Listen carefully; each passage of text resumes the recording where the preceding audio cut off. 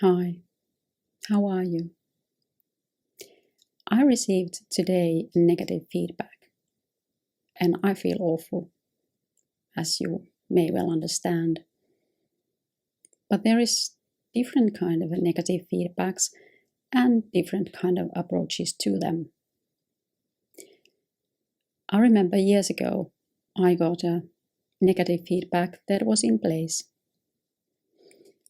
It may be that I remember it so well because I was just starting my own company and it was I don't know, first year or second year. There was the case of estate.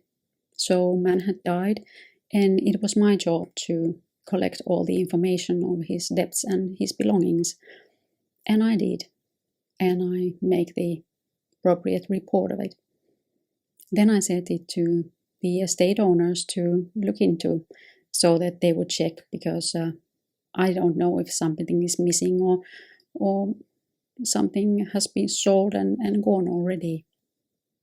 So I sent it to them, and one day later I got a very, very angry phone call. The lady said that there is one bank account that was owned jointly with the widower. And I said that, okay, I will look into it. And I looked through the bank papers again. And I did. And there it was. A small star. And on the third page, a very cryptic message about maybe somebody else being a part of it. And I asked the bank and they said, yes, it's a joint account with the widower. And of course I felt awful. I was like, damn, how can I miss it? Why didn't I pay more attention and focus more and check once again when I was finished? And then I started to think, and the old lady, the widower, said it a couple of times when we met, all the estate owners and I, that there is an account that they saved their funeral money in.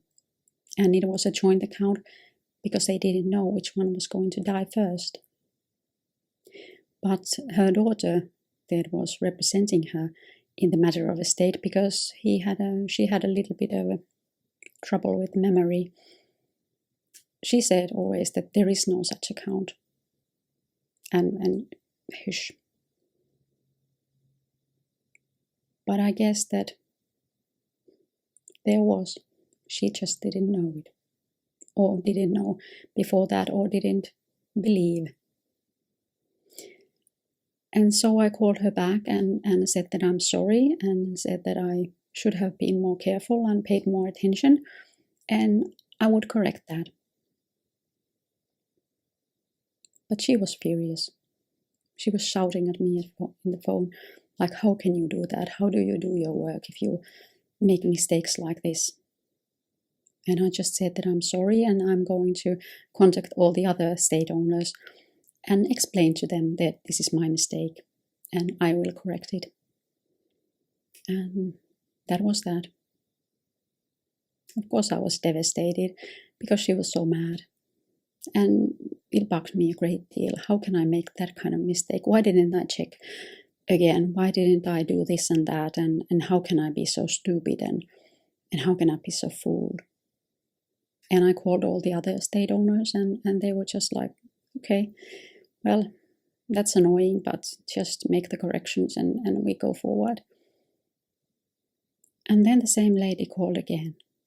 This was the second time we talked about it, or the third time, if we count the first information.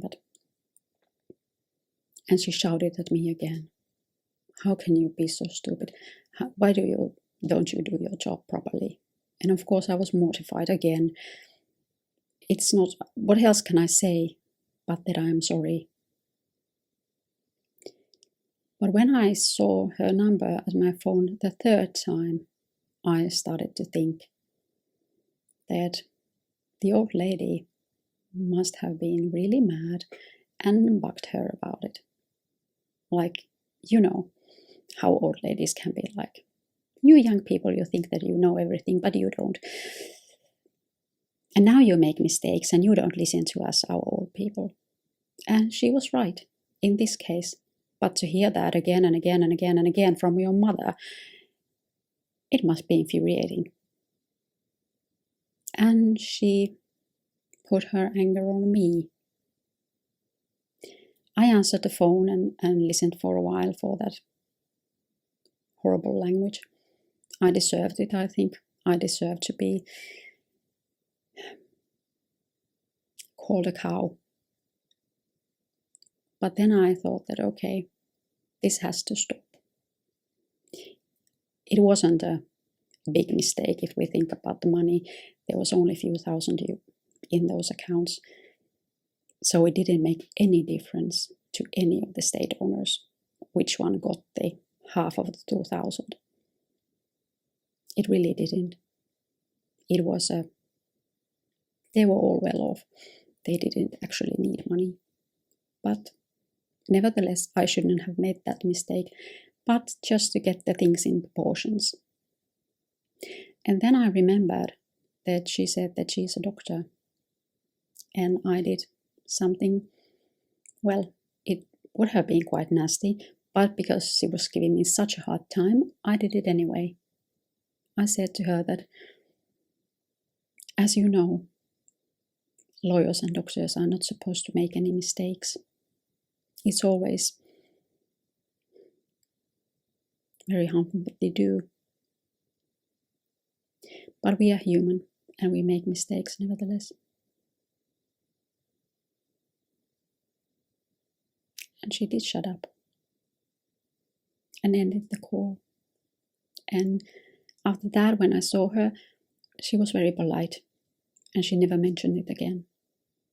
So I think that in that moment, she shouted at me because she was frustrated. But when I said that to her, she thought that okay, and maybe remembered some mistake that she did. And of course, to my defense, I have to say that, well, my mistakes concern only money. Their mistakes concern other people's health. And if you think about those two, most of us will probably take the health. So anything that I could do can be corrected. So there was my mistake, the negative feedback, and the amount and the quality of the feedback. Not quite in proportion, I have to say, to defend myself, even though I know that I don't have to. But when something like that happens, we often feel very awful. We feel ashamed. We feel stupid. I have the feeling that I don't want to do anything, so I don't make mistakes. But we cannot cease to function because we made a mistake once or twice or a few times over the years. Of course, everybody makes mistakes. All we can do is pay attention as much as we can. I can double check or even triple check if there is something that is more complicated than usual, but I cannot get stuck in one thing. I have a table full of these things, so I have to be able to function rationally. Plus, I cannot charge more for insecurity checks. I really can't. That's not fair. So we just have to think that, what can I do? Is there some kind of system that I can make so I can figure out or see these mistakes? I do multiple calculations always, so that if they don't add up, I know something is wrong, there is some mistake. We can do that and we can check. But if we are normal human beings and function as well as we can, and pay attention and focus and eat and sleep so we can focus, we cannot do more. Then we just have to think that, okay, I make mistakes and everybody makes mistakes. We are all human. And you're not only one who makes mistakes, but you do not invent the mistakes. So I don't think that you have made a mistake or are able to make mistake that somebody didn't do already. So that's nothing new. We just have to move on. We have to learn about our mistakes, but then we can say goodbye to them and move on. And in time we will forget. Or they will be just a vague memory, not something that we lose our sleep over. But that's like normal feedback. And I encourage you, when you get a negative feedback, I've learned this kind of mantra that I do always. So I always say that I will check it at first, and then if there was a mistake or something that gave them a reason to complain, I always say that I'm sorry, like politely. And of course I am. I don't start defending myself until I know what's going on.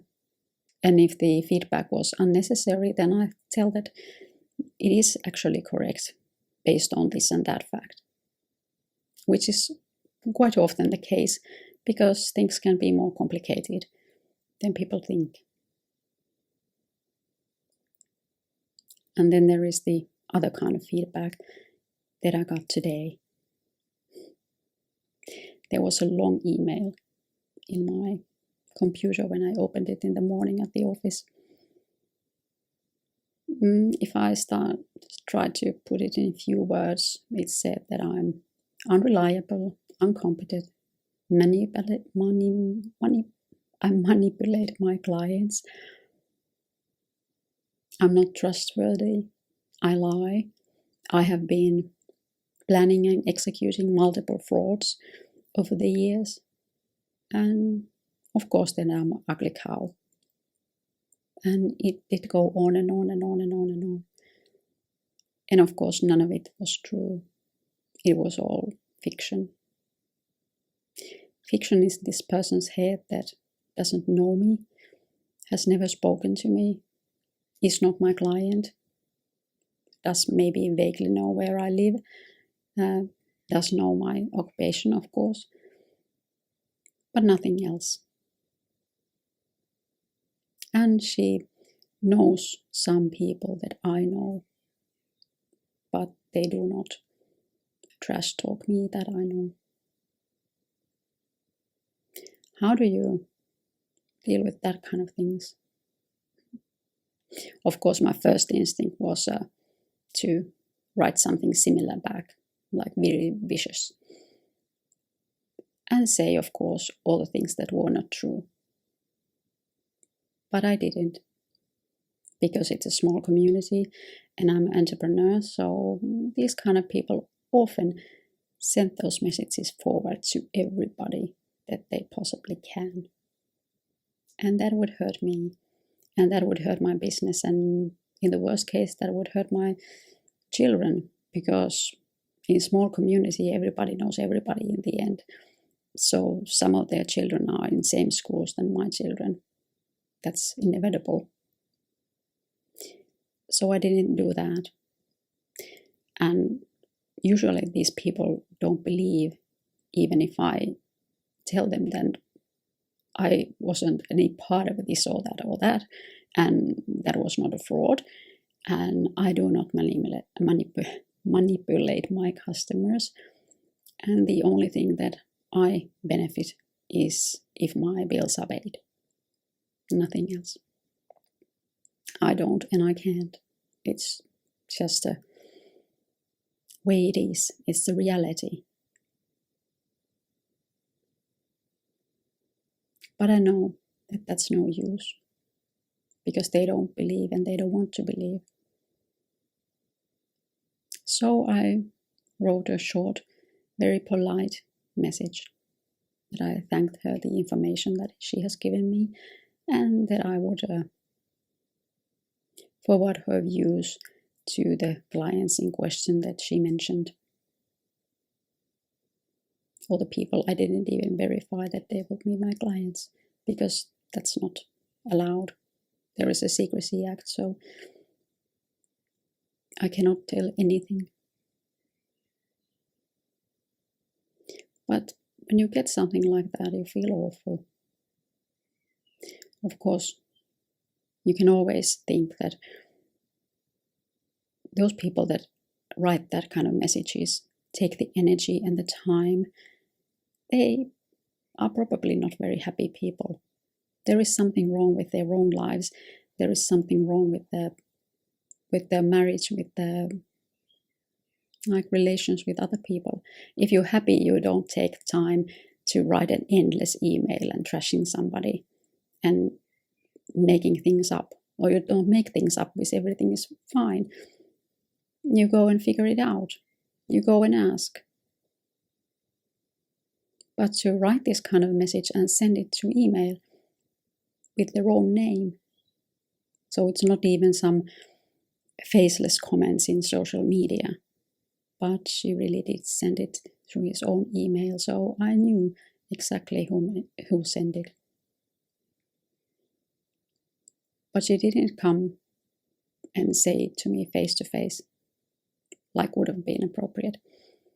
But of course, if somebody does something like that, like comes to you in the street or shopping mall or park or something like that and starts to shout at you that you are an ugly cow and you are a liar, people think that they are mad. And rightfully so. No person in right mind does that.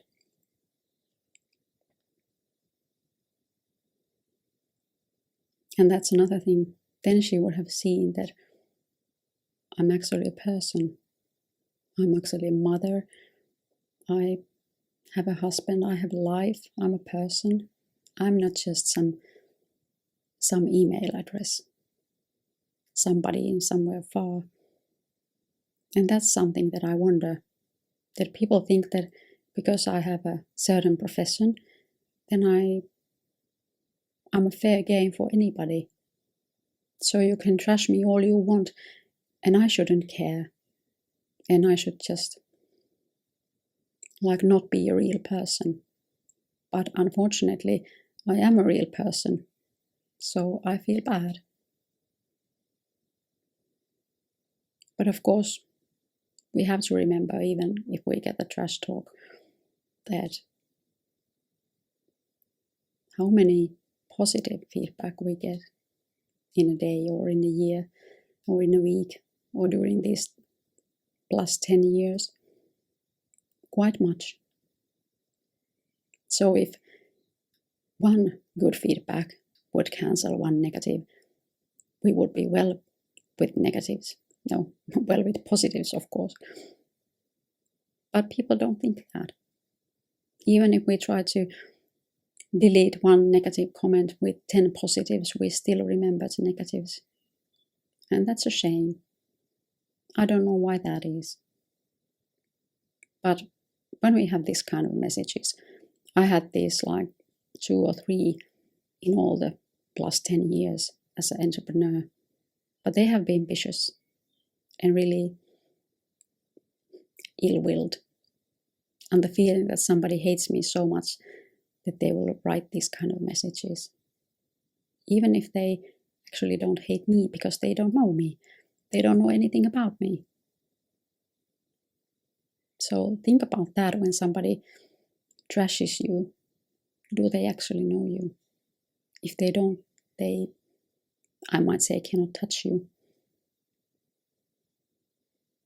So there's nothing else but to go on and leave them be as mad and as ill-willed they were, but they were wrong.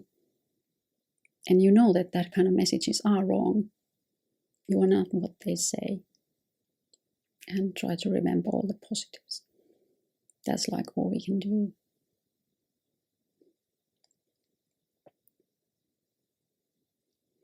But that's for negative feedback and what to think of it. Try to get over them. I try. If you had some very vicious negative feedback that you still remember, please comment down below. It should be interesting to know that I'm not the only one. Because for some odd reason, My husband never runs into these kind of things, but he's much more scarier than I am. So people don't have a courage to stand up to him or bully him. That's the right word, bully. But I hope you have a great day and see you soon. Goodbye.